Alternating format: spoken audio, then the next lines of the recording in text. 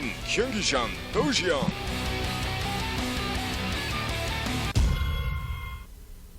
All right, guys, here we are on Atlantis Spaceship. It is do or die time for FX Open, and they have sent out their Protoss ace from the team FXO, obviously. It is none other than Oz. And at the top of the map, in the 12 o'clock position, winning 2 games already in this team league, playing splendidly. It is the Macro Zerg himself, Liquid Rhett.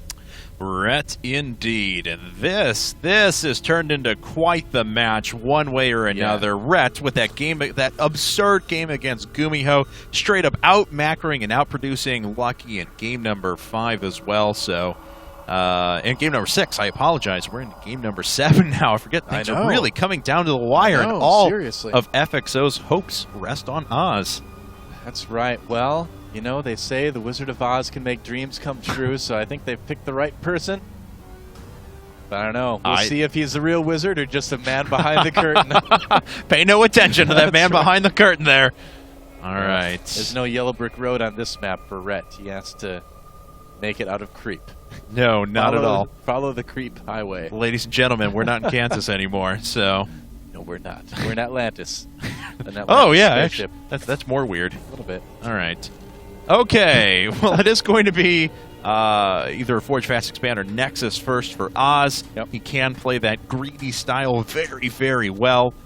Cool thing about Oz, he also has a killer instinct, which is nice. Sometimes I've seen him just flip a switch and then he just goes into mass unit production and can just overwhelm his opponent. Very true. He was also one of the first players to pioneer that 2-base Templar play, be it in Protoss versus Terran or Protoss versus Zerg once in a great while. So he does have very, very good Templar control. He used to be known as Twilight Foyu because he loved Twilight tech so much. You know, the Dark Templar, the High Templar, the Archons. He named himself after that type of tech path. So yeah, he is very good in that regard. But like I mentioned, he's a guy with a lot of builds. He's a guy with a lot of kind of crazy switches that you might not expect. So he's going to be a big challenge for Rhett, as if, you know, Gumiho and Lucky weren't a big enough challenge already. Now you have to go up against Oz, but looks like Rhett is on a roll here, man. Yes, he is. And if you guys have enjoyed Rhett's play, don't forget, he's going to be out at IPL 4 in Las Vegas at the Cosmopolitan. If you guys are still looking for tickets, head over to tickets.ign.com. The VIP passes are almost gone, so make sure you get in on those if you've been holding out for a while. Yep. Is FXO still in the GSTL right now? I feel terrible, but I haven't kept up with GSTL as well as I normally would like to. I know. But, yeah, I believe they still are. So they have a chance to be there as well, I suppose, because in case you guys missed it, we do have the GSTL finals at IPL 4. So we're flying out the top 2 Korean teams all the way from Korea to Las Vegas to compete. It's going to be awesome. It's going to be such a great venue there, too. Yeah, and that super Can't thread, wait, man. In that super thread I was talking about on TeamLiquid.net under the tournament section, take that open brackets player list that you see there and throw about 16 Koreans on top of that. Yep. Oh, Rhett, don't use your Overlord to a cannon, dude. That's embarrassing. No. Ooh. He'll be okay. Just barely, but he'll be okay. That Overlord is like, my face is so red. So embarrassing. And Rhett going for that 3-hatch build that we see so commonly, 3 hatches before gas. Yep. I think we can safely call this the standard in ZVP right now. It seems like all the Zergs worldwide are tending to do this much more often than not.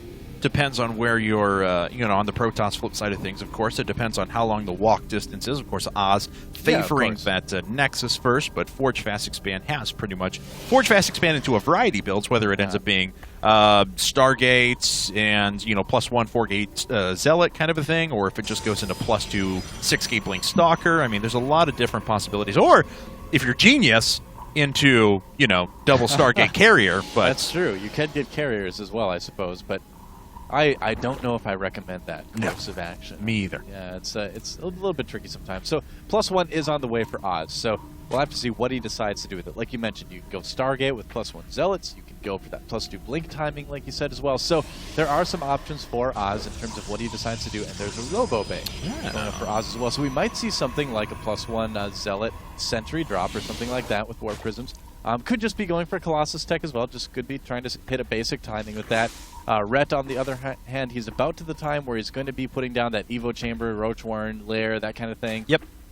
And Zergling speed as well. Yeah, Don't he's forget. going to have quite a bit of gas banked here in just a second off these 2 Geysers. And, of course, it being Rhett, has been droning basically this entire time. Going to be on 50 drones at a second. Excuse me, and indeed there is layer tech. Yep. Indeed. So a couple more gateways being added now for Oz, going up to 4 gates along with that Robo. I just have this feeling that we're going to see a Warp Prism out of him. He does like to do that. He was, again, there's Warp Prism. Yeah, he was one of the first Korean Protoss to really get on board with the Warp Prism play versus Zerg. He is very good with it too. So this could be a very dangerous thing for Liquid Ret to come up against. Ret, on the other hand, yeah, he has made that Roach Warren, but he's going to need to be very careful about scouting. I like his Overlord spread, though. I mean, he's got a pretty decent view of the entire map at this point. A lot of the common running paths are covered by him. Yeah, I mean, take a look at that. Control both the Xel'Naga towers. He's watching the north for Warp Prisms. He's watching the south for Warp Prisms. Yep. Pretty much everything you could want besides this little gap here in the middle is basically under Ret's vision. It's going to be very tough for a Warp Prism to sneak past that, so we'll have to see what Oz can do. And, all right, so he does have the sentries and 1 Zealot loaded up. Is he going to fly right past that Overlord? It looks like he might just barely miss it. Oh, gets spotted, but does Ret see that little blip on the minimap? That's the question here. Well, he has another one as well. Yeah, he's definitely going to see this one. You should see it. Yeah, they're almost going to run into each other there. Yeah, it's just kind of barreling into him. So hopefully Ret picks up on that. Yep. And is he going to move back up? Okay, yeah, he does have Zerglings in position here, but the thing is that you need a little bit more than that. It's tough to defend this type of thing with just Zerglings. Oh, and look at this. Oz sending in Zealous from the bottom, a brilliant little move. And here come the sentries, and a bunch more units on top of that as well. He's got +1 armor almost finished. Oh, Red actually shifting a bunch of units down to the bottom. Does he have enough to guard against the forces up at the top? Making 9 Roaches right now. He's also got a Spire on the way, but it's going to be a long time before anything comes out of that to help him. Fling's coming back as well. Roaches trying to handle the Zealots. Will Ret defend? I don't know. With +1 attacks, this is so powerful. He's actually attacking 3 spaces at once. Sentries at the natural, too. Yeah. Zealot dancing for joy before he dies from Roaches. Bye-bye. All right, and Spire is up and detected by Oz on top of that. Let's see if he's able to do any more damage. It looks like he is just going to press ahead with this. More Zealots are up now, and those are going to be able to dispatch of the Zerglings pretty quickly, but with reinforcements coming in, Oz will have enough to clean this up, to kill a lot of Zerglings in the process, Look at this, Ret droning up at the same time that this is happening. Yes. Macro Zerg and DGs. Play the game of drones or you die. No kidding. Well, here's the thing. Dying might be what that War Prism is going to do soon, because there are Mutalisks on the way for Ret. Yeah. He did kind of get slowed down a little bit. As you can see, his minerals are a lot lower than where he would like them to be. He'd like to be using all of that on Mutalisks right now, but he had to spend a little bit more on units to defend this little Warp Prism harass. But he does have 10 on the row in addition to some of the ones that were already coming out. A little bit of a Roach counterattack here to test the front as well. Oh, look at that. 2 Immortals there. Yeah. Don't want to mess with that. Yeah. No. Especially with those upgrades there. That's going to be pretty powerful. Well, the 6 range is pretty nice on those Immortals as well. Clear that Xel'Naga tower.